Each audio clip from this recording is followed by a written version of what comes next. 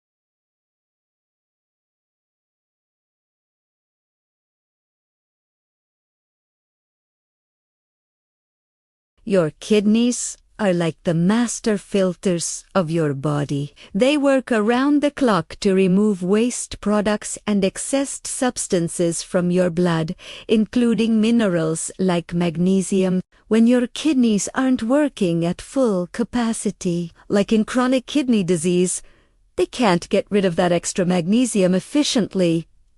So, what happens? The magnesium starts to build up in your system. This condition is called hypermagnesia, which literally means too much magnesium in the blood. It might not sound so bad, but the symptoms can range from nausea and weakness to more severe issues like difficulty breathing, low blood pressure, and in extreme cases, even cardiac arrest. It's incredibly serious. If you have any known kidney issues, even mild ones, you must consult your doctor before even thinking about a magnesium supplement. They might need to monitor your levels closely, or tell you to avoid supplements entirely and just rely on food sources. Don't risk it. Next up, group number 2. Individuals with a slow heart rate, a condition known as bradycardia. Your heart has a natural rhythm, a steady beat that keeps blood pumping through your body. Magnesium plays a key role in muscle function, and that includes your heart muscle. It helps the heart relax between beats. For most people, this is a great thing. It helps maintain a healthy heart rhythm. However, if your heart rate is already naturally slow, adding extra magnesium can slow it down even further. Think of it like putting the brakes on a car that's already moving slowly. This can lead to symptoms like dizziness, lightheadedness, extreme fatigue, and fainting. It can seriously disrupt your heart's electrical signaling. If you've been diagnosed with bradycardia, or have noticed your heart rate is consistently low, supplementing with magnesium without a doctor's supervision is a no-go. Always talk to your cardiologist or primary care physician first. They can determine if it's safe for you and what dosage, if any, would be appropriate. Let's move on to the third group. People taking certain medications. This is a big one that many people overlook. Supplements can interact with prescription drugs, and magnesium is no exception. One major class of drugs to be aware of is antibiotics, specifically tetracyclines and quinol. Magnesium can bind to these antibiotics in your gut, which prevents them from being properly absorbed. This means the antibiotic won't be as effective at fighting off your infection. To avoid this, you usually need to take the magnesium supplement at least 2 hours before or 4 to 6 hours after your antibiotic dose. Another important interaction is with bisphosphonates, which are drugs used to treat osteoporosis, like similar to antibiotics. Magnesium can interfere with their absorption. Also, high doses of magnesium can have an additive effect with blood pressure medications, potentially causing your blood pressure to drop too low. And let's not forget diuretics or water pills. Some types cause you to lose magnesium, while others, known as potassium-sparing diuretics, can actually cause you to retain it, increasing the risk of high magnesium levels. The list goes on. The bottom line is, if you're on any prescription medication, treat magnesium like a new drug and ask your doctor or pharmacist about potential interactions. It's a simple step that can save you a lot of trouble.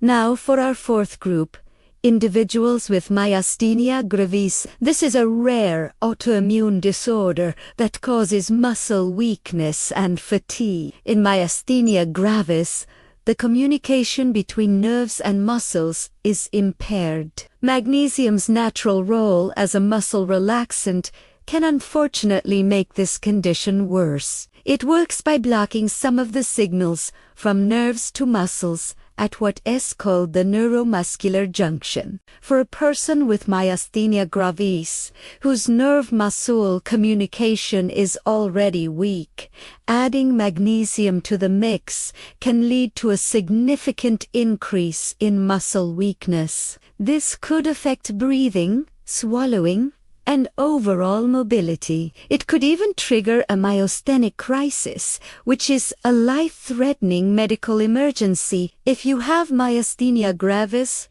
you should be extremely cautious with magnesium. Supplementation is generally not recommended unless it is under the strict guidance of a neurologist who is managing your condition. Please, don't experiment on your own. Your health is too important. Group number 5.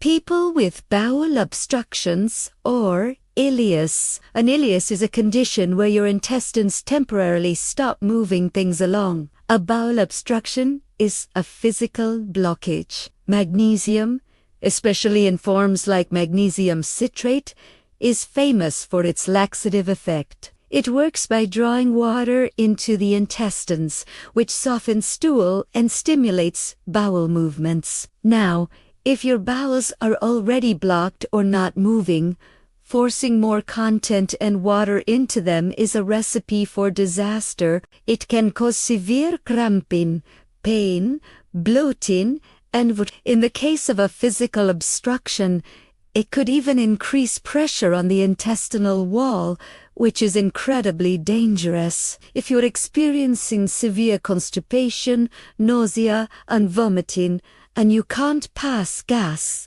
don't just assume you need a laxative and grab some magnesium. These could be signs of a serious bowel issue. You need to see a doctor immediately to find out what's going on. Using a magnesium-based laxative in this situation could turn a serious problem into a critical one.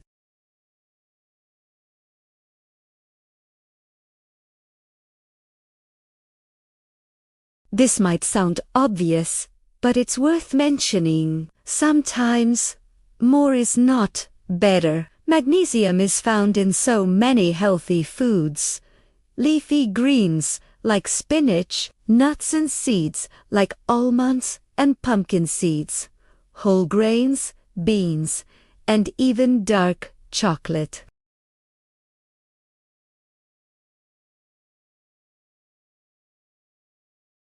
Pilling on high-dose supplements on top of that could push your levels into the excessive range, while a serious overdose from food is virtually impossible because your body will just excrete what it doesn't need. High-dose supplements are a different story. They can easily overwhelm your system and lead to those uncomfortable side effects we've talked about, like diarrhea, nausea, and stomach cramps, even if you don't have any of the underlying conditions mentioned earlier. So, before you start supplementing, it's a good idea to take a look at your diet. Are you eating magnesium-rich foods regularly? If not, maybe start there. Food is always the best and safest source of nutrients. So there you have it, the 6 groups of people who need to be extra careful with magnesium supplements. To recap, people with kidney problems, those with a slow heart rate, anyone taking certain medications, individuals with myasthenia gravis, those with bowel obstructions, and people who already get enough from their diet.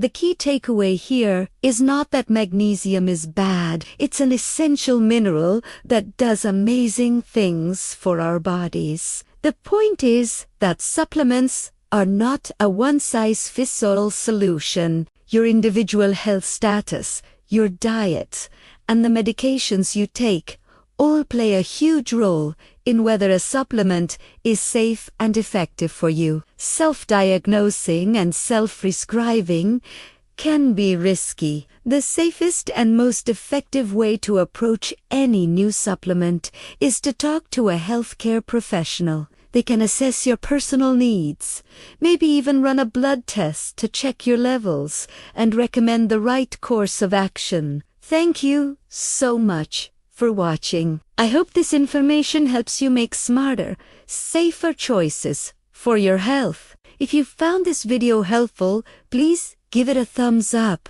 And do not forget to subscribe to our channel and hit that notification bell so you will not miss any of our future health tips. Stay safe and be well. Thank you for spending this moment with Soft Healing. Heal gently and live calmly.